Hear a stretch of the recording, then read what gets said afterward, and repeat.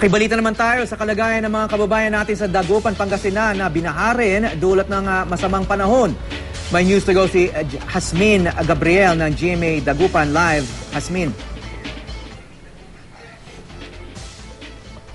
Hawi, patuloy pa rin nararanasan ng malakas na buhos ng ulan dito sa Pangasinan. Kaugnay niyan, patuloy ang monitoring na isinasagawa ng PDRRMC sa level ng tubig sa San Roque Dam, ganun din sa mga ilog ng Pangasinan. Dito naman sa Dagupan City, nakatakdang magsagawa ng forced evacuation ang City Disaster Risk Reduction and Management Council at ang Barangay Council ng Bunuan Giset sa mahigit 600 pamilya na nakatira malapit sa dalampasigan at yung kanilang mga bahay nakatayo mismo sa seawall.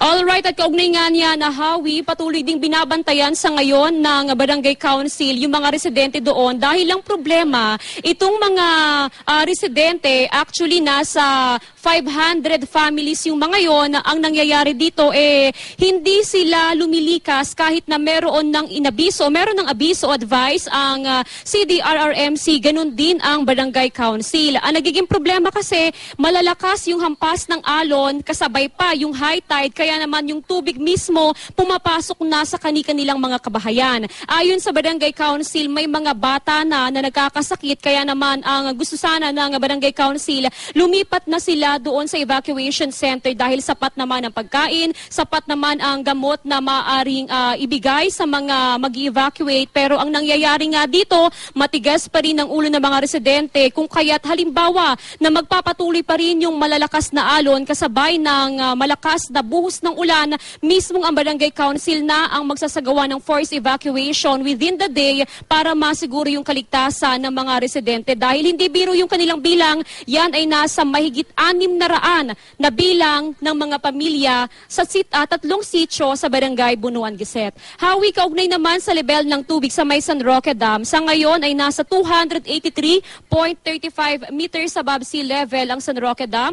2 gate pa rin ang nakabukas.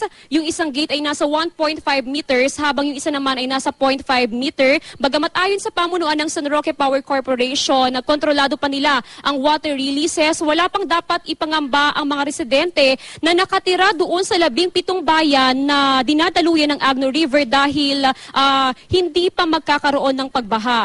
Agad raw sila magbibigay ng abiso sa provincial government, ganun din sa local government unit ng 17 bayan in case na tataasan pa nila yung level ng tubig na i-release nila sa may San Roque Dam. Hindi pa rin ngayon, wala pang definite na report from San Roque Power Corporation kung kailan naman tuluyan na i-close yung 2 gate sa may San Roque Dam. Kaugnay naman sa may Sinukalan River, Hawi, ito ay patuloy pa rin minomonitor ng City Disaster Risk Reduction Management Council dahil 2 bayan yung apektado dyan. Yan ay ang bayan ng Santa Barbara at bayan ng Calasiao. Idagdag din ang Dagupan City, kaya naman malaking bahagi pa rin ng Dagupan City ang lubog pa rin sa baha dahil sa mataas na level ng Sinukalan River. Hawi? Hasmin, kumusta naman yung mga daan na papunta at palabas ng Pangasinan?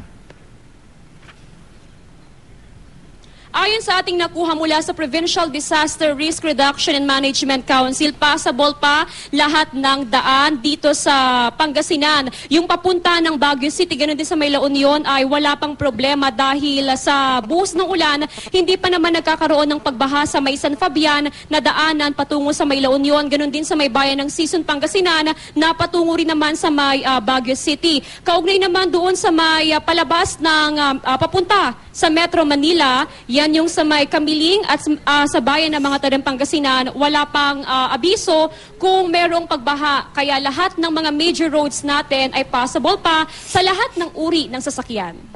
Okay, maraming salamat Hasmin Gabriel mula Dagupan, Pangasinan.